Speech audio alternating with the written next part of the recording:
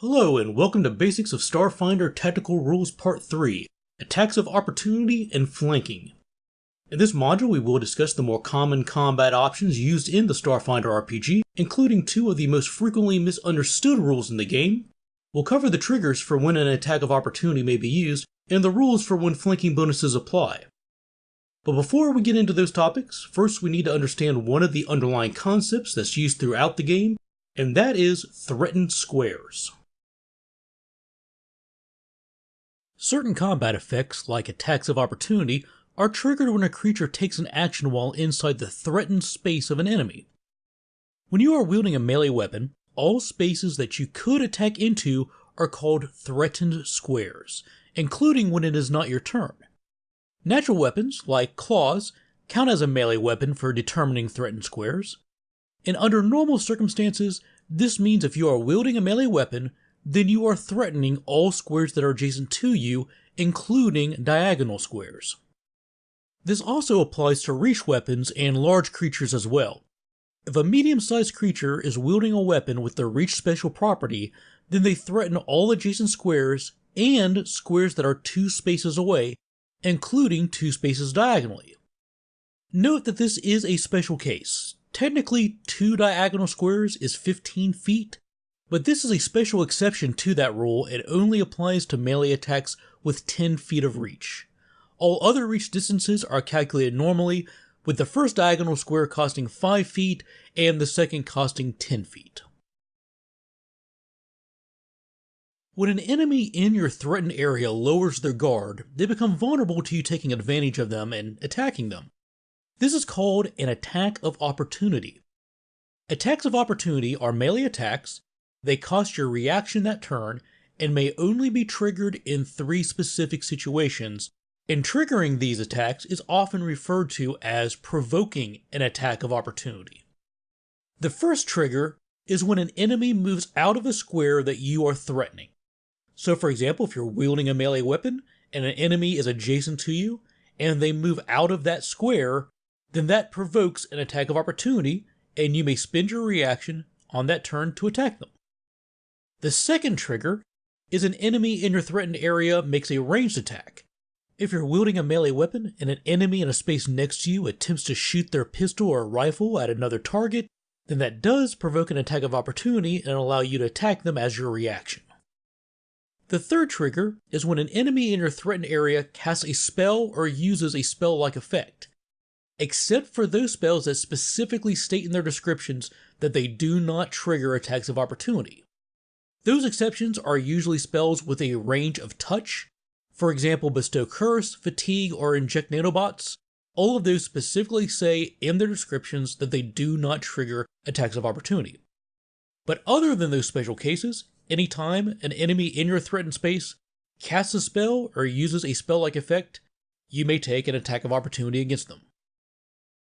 Let's review how this works by looking at a few examples from the core rulebook.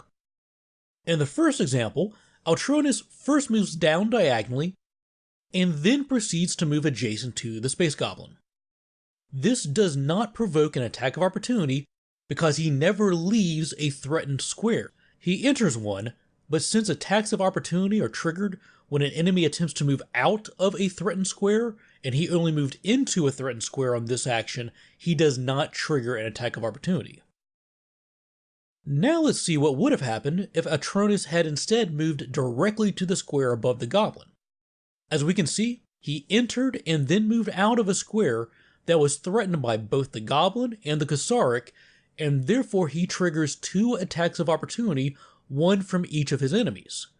Remember, as a large monster, the Kasaric has a reach of 2 squares in all directions, including diagonally, and therefore he threatens all of those squares as well. In our third example, Navasi has her pistol out and attempts to shoot the goblin. In doing so, she provokes an attack of opportunity from the Kasaric because she is making a ranged attack while in the threatened space of the Kasaric.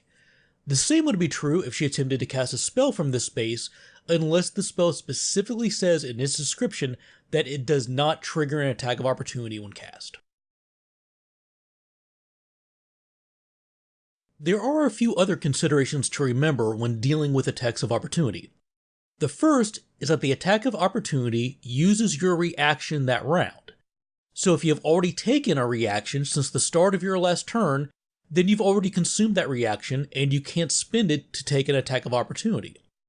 This also means that if you are threatening two enemies and spend your reaction on an attack of opportunity on the first of those enemies that moves out of your threatened area, you can't then make an attack of opportunity when the second enemy moves and triggers it. The second point to remember is attacks of opportunity interrupt the triggering action. Therefore, the attack of opportunity is resolved before the enemy moves out of a threatened space or before a triggering spell is cast.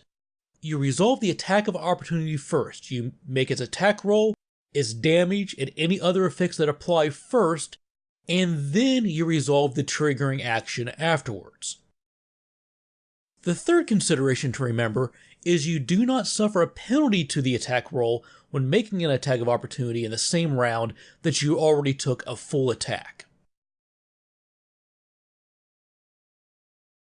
There are two special exceptions to the rule that says moving out of a threatened space provokes an attack of opportunity, and those are the withdraw action and taking a guarded step. Withdraw is a full action, meaning it takes your entire turn, it consumes your standard action, your move action, and your swift action that round. When you withdraw, you move double your speed, and enemies that you can see cannot make attacks of opportunity against you for moving out of your original square. But you do provoke attacks of opportunity as usual when moving through the rest of your squares after that first square. Let's take another look at Navasi in our previous example. She takes a withdraw action as her turn. First, she moves away from the goblin and does not trigger any attacks of opportunity from either the goblin or the Kasaric. But then she continues her withdraw action and does provoke an attack of opportunity from the Kasaric because she moved out of one of his threatened spaces, and withdraw only protects a creature from attacks of opportunity when stepping out of their original first square. When you make a guarded step, you move slowly and carefully, ready to defend yourself. A guarded step costs one move action, and for that move action, your speed is reduced to only 5 feet, or only 1 square. But movement during a guarded step does not provoke any attacks of opportunity. Essentially, you take your move action, but instead of moving your normal 5 or 6 squares, you only move 1. But that 1 square does not provoke attacks of opportunity. Let's check in with Navasi again. On her turn, she spends her move action to take a guarded step and moves away from the goblin. This does not provoke any attacks of opportunity. She then turns her standard action during that same turn into another move action and spends it to make another guarded step, moving safely away from the Kasaric and goblin without provoking any attacks of opportunity.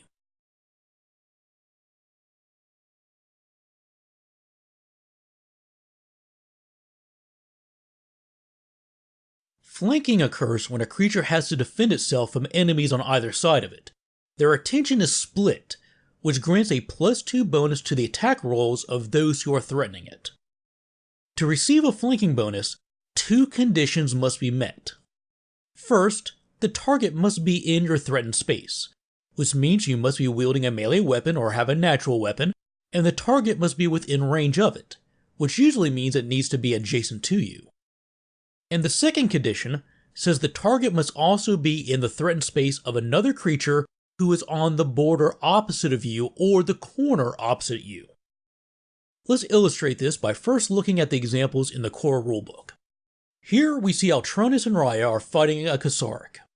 We'll assume they are both wielding melee weapons and compare this example to our 2 criteria. First, is the Kasaric in Altronus' threatened space? Yes, it is. And second, is there another creature threatening this target on its opposite border? On the other side we have Raya, who is also threatening the Kasaric, and just to confirm that she is on the opposite border, we draw a line from the center of Altronus' square to the center of Raya's square. Since the line clearly passes through the opposite borders of the Kasaric's area, we know this satisfies the second criteria, and therefore both Altronus and Raya receive a +2 bonus to their attack rolls for flanking the Kasaric. In the second example, Obo joins the fight. She doesn't need to be wielding a melee weapon to threaten the Kasaric because she has natural weapons, and as Captain K will tell you, Vesks are always armed. But then let's look at the second criteria. The Kasaric is being threatened by two other creatures, Altronus and Raya, but if we draw lines from Obo to both of them, neither of those lines pass through the opposite border of her target. And she can't draw a line to Navasi because Navasi is not threatening this monster. So therefore, Obo is not flanking the Kasaric, and receives no bonus to her attack rolls. In the third example, it's the Goblin's turn. We'll assume that it is also wielding a melee weapon. Does it have flanking on Navasi? He is threatening her, so he meets the first condition for flanking, but what about the second? Is there another creature threatening Navasi on the opposite border? And the answer is yes, the Kasaric is threatening her because as a large creature, it has 10 feet of reach and threatens all enemies within 2 squares of it, including diagonally.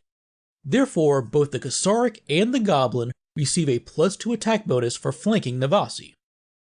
In our last example, do any of the heroes have flanking against the Kasaric? No, they do not, because if we draw lines between them, none of them pass through opposite borders or opposite edges. But if Obo moves here, she and Atronus do have flanking because their line passes through opposite corners. In this video, we discussed the basics of attacks of opportunity and flanking. We began our discussion by looking at threatened squares. When a creature is wielding a melee weapon or has a natural weapon like claws, they threaten all squares that they could normally make a melee attack into. When a creature takes certain actions within a threatened space, it may provoke an attack from the enemy that is threatening them. This requires the attacker to use their reaction that turn to make the melee attack, and attacks of opportunity are only provoked in 3 situations. First, when an enemy moves out of one of their threatened squares. Second, when an enemy makes a ranged attack while standing in a threatened square. And third, when an enemy casts a spell while within a threatened square, unless that spell's description specifically says otherwise.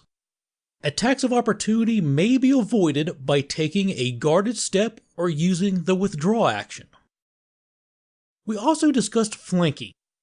Flanking occurs when a creature is being threatened by enemies on either side of it, front and back, side to side, or straight down the diagonal of its space. The creature being flanked has its attention split, which makes it more difficult to defend itself and grants a +2 bonus to the attack rolls of those flanking it.